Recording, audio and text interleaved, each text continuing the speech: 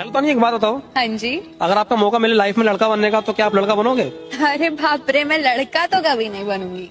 क्यों, लड़के इतने बुरे होते हैं? बुरे ही नहीं होते, उनकी लाइफ बहुत टफ होती है यार। उन्हें कितना स्ट्रगल करना पड़ता है, जॉब पे स्ट्रगल करते हैं, घर की रिस्पॉन्सिबिलिटीज होती हैं और भी बहुत सारी चीजें होती हैं। पता है, उनको कमाने के लिए अपना घर छोड़ के जाना पड़ता है, अपना मन मार देते हैं यार वो छोटी छोटी चीजों के लिए। और मैं तो इतनी क्राई बेबी हूँ ना, मैं रोती रहती हूँ। और अगर मैं लड़का होती तो मैं रो ही नहीं पाती।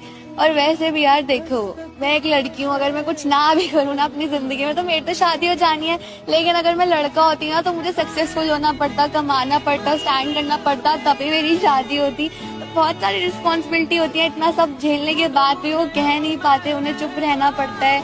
तो इसलिए लड़का होना ईजी नहीं है, तो नहीं बनना चाहती।